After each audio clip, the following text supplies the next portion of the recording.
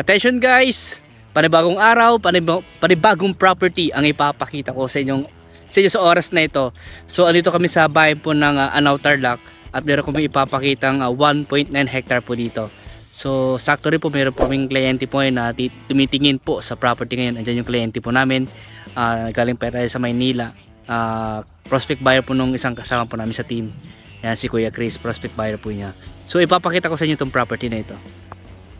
So ayun mga boss, ito na po yung property na ibinebenta. Ito po ay may ano po ito, agricultural lot o ano po siya, rice field.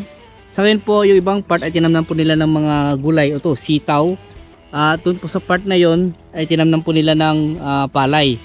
Ayan po yung Tiplex Road. Kung nakikita nyo po yung mga sakyan na yan, Tiplex Road po yan. So ang layo niya lang po sa Tiplex Anao exit ay siguro na sa mga 2 kilometers po siguro ang estimate po namin. So itong property na to ay nakaalong cemented road. Ayan po, andun po yung isang client po namin. Yung client po namin na tumingin po dito ngayon, kasama po namin. Pero in case na hindi po sila magkasundo sa price ay pwede po kayong pumasok o i-view itong property na ito. So simula po doon nga, dyan sa may part na yan, hanggang doon pa po yan, doon po sa mga kasama ko, andun po yung boundary.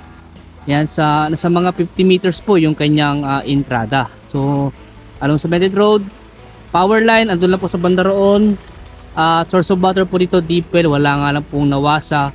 So dito sa harap ng property meron pong dinedevelop po dito. Ayun, may villa pa, resort yan. So may dinedevelop pong resort po dito katapat po ng property. So ito po yung property. Ganda ng mga sitaw, oh. Sitaw tsaka dahon ng ano, nabulaklak ng kalabasa. Masarap naman yan, George. So ayan po yung property natin. Hanggang pa po yan. So punta natin yung ibang part ng property. So dito po mga boss ay tinamnan po nila ng okra, tong part na ito. Okra po yan, tapos dito naman po ay kalabasa. Ayan po, mga kalabasa po yung tanim po nila. Doon na po sa part na yon, sa may bandang, sa may baka ay palayan naman po yon. So dito sa harap po niya tinamnan nila ng mga gulay, at doon sa bandang likod ay tinamnan po nila ng palay. So ang presyo po ng property nito ay 350 daw po per square meter. Kasama po namin ngayon yung aming source o naglapit po sa amin na ahente. Ayan, si Boss JR. Nilapit po niya sa amin itong property nito. Simula po doon yung frontage po niya hanggang doon po kung saan ako nag-start, o sa tapat po ng solar light po. Sa mga 50 meters po yung frontage. Ito po ay titled property ayon po sa aming source.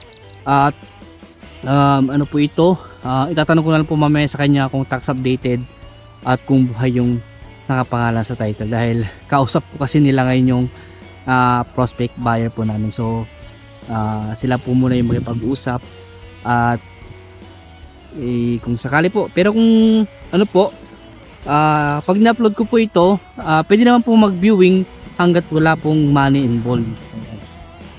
Okay. So ayun, nandiyan na yung ulan. So ito po ay located po dito sa bayan po ng Anao, Tarlac, itong property po na ito. Flat terrain po siya, patag po siya, at malapit lang po ito sa town proper o palengke ng Anao. Siguro na sa mga 1 kilometer lang po siguro. At sa Tiplex nga po siguro na sa mga 2 kilometers po.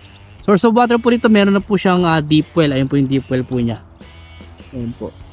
So ayan, sa mga naghahanap po ng ganito, ayan po, please follow and subscribe na lang po kayo sa akin. Paalis na po kasi yung mga kasama ko, baka maiwan po ako. Ayan. So sa mga naghahanap po ng ganitong property, please follow and subscribe para may update po kayo.